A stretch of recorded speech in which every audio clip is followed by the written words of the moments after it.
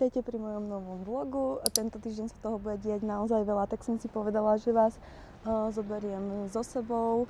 A teda toto by som nikdy na ulici nerobila, že tu pred cudzými ľuďmi natáčam vlog. To je prvá vec. A druhá vec, že sa fotím na ulici a teda tvorím content, ale deadliny nepustili a teda ja som zobrala kočík malého, on pekne spinka a ja si tu točím a cítim sa sem tam trápne, ale je to vlastne jedno. Tí ľudia ma už asi v živote neuvidia, takže ukážem vám, ako to mám nastavené a teda zoberiem vás na náš program počas celého týždňa, pretože tento týždeň to máme naozaj nabité. Takže takto mám nastavený vlastne kočík, malinký tam spínka.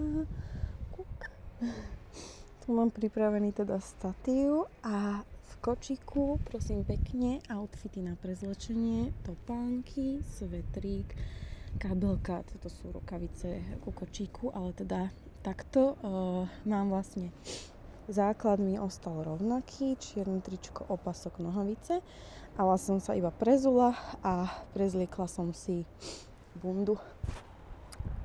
A takto sa tvoria kontenty, keď máte babetko.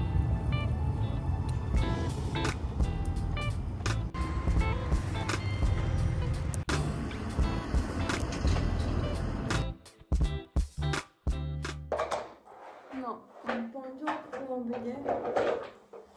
Neviem, či ma počujete, pretože malý kazí svet sa rozbieha. Je pondelok po obede a ja som sa rozhodla, že idem si ja zacvičiť, takže vám ukážem, ako to teda u nás prebieha. No, momentálne cvičievam pilates podľa takej katežiny a veľmi mi to vyhovuje, aj keď akože spálim málo kalórií, ale to ja spálim pri všetko málo kalórií, pretože som nizučka, ale vyhovuje mi to tempo, vyhovuje mi celkovo to cvičenie. A mám tam sme rúžové činky, 1-kilové, sú z Pepka.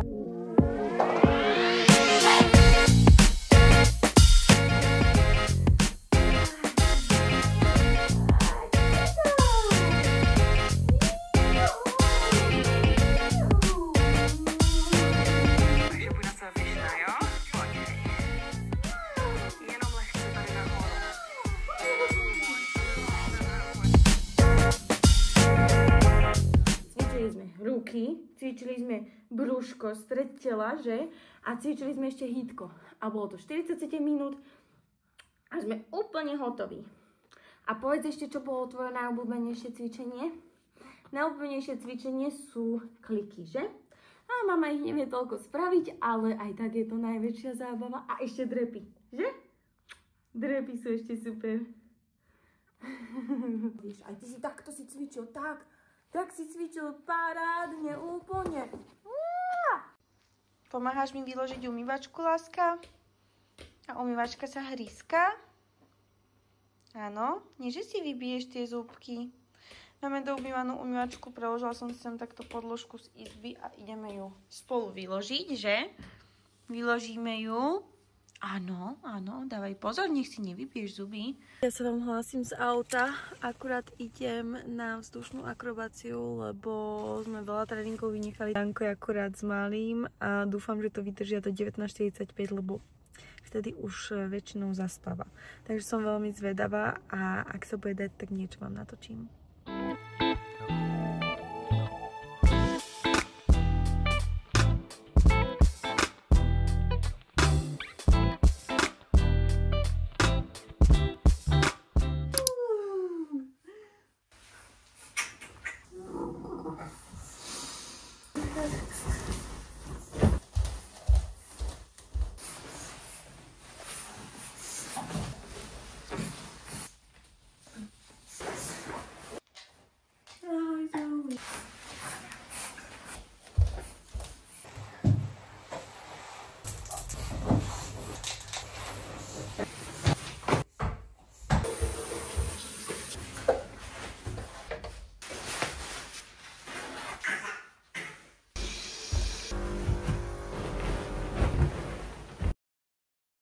Levi, čo robíš na tej zemi?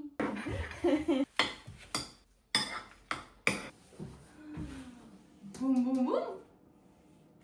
Bum, bum, bum. Bum, bum, bum.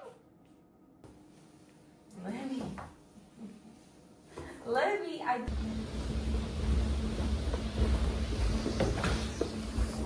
Miláčik, dobré ránko. Ideme na prechádzku a spinkať? No, ideme.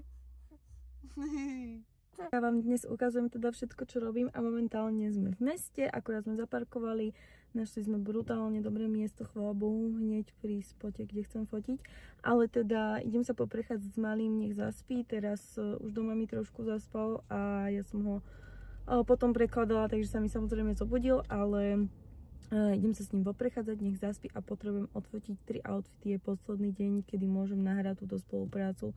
Áno, nechávam si všetko na poslednú chvíľu, takže dúfam, že sa mi to podarí a že sa teda budem môcť aj trošku poprzliekať vonku. Dneska je, chvála Bohu, celkom dobré počasie, takže som zvedavá, ako to vypáli. Ešte čo musím spraviť, keď sa vidím na tej kamere, rýchlo.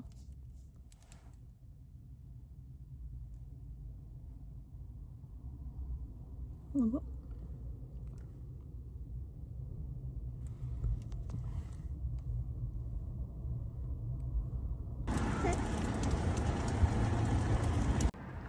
misia bola úspešná, 3 outfity, horko ťažko nafotené, ale idem sa teraz s malým nájsť, ideme za manželom a dáme si spolu obed, takže zvládla som to a neskutočne sa teším, lebo toto bol môj strach.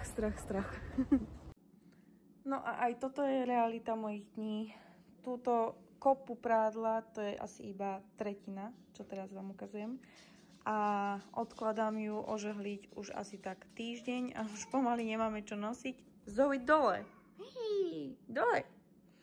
No a čaká ma to dnes večer, už sa musím na to odhodlať, lebo fakt už si nemáme čo obliecť a bude ma to stať asi 6 hodín času, ale nevadí.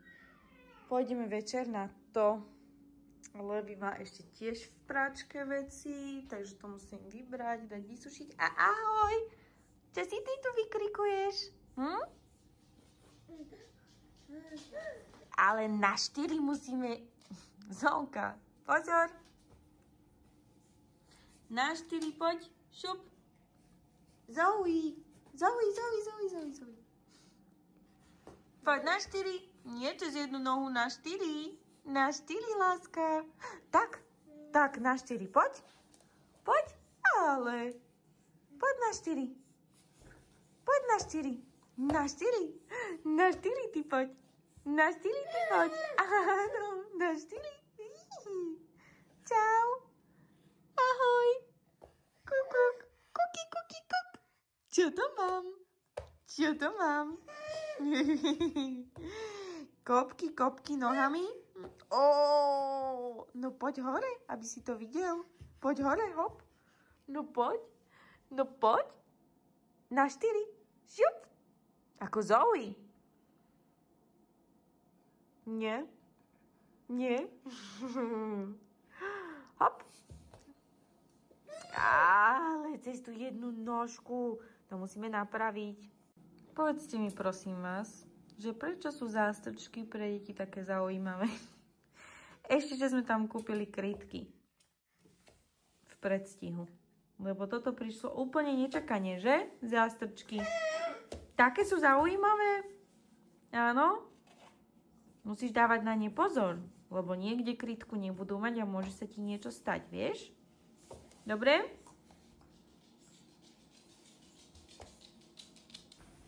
Namiesto toho, aby si išiel spinkať.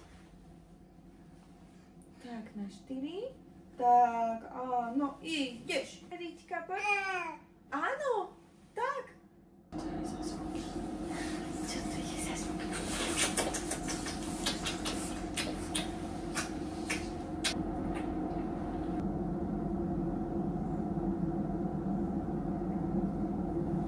Tak dnešok bude hlavne o jedle.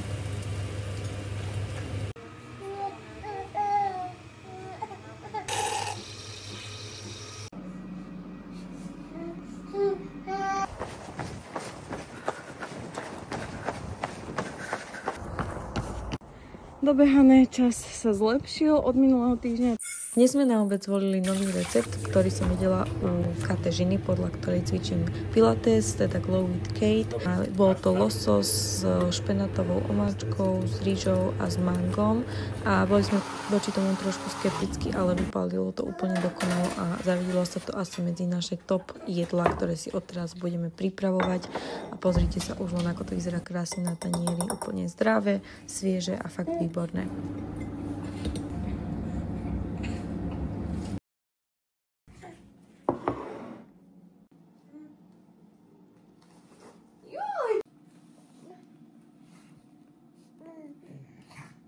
Tak, a ideš. A ručičku hore tiež. Hop, hop, hop, tak. No a kde je táto? Chod za ním.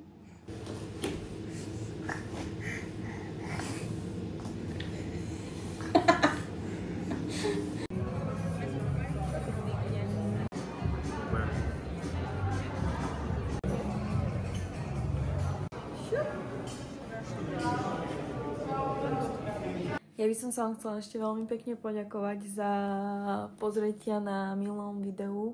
To video bolo pre mňa veľmi dôležité a ani som nečakala, aký úspech bude mať môj pôrodný príbeh.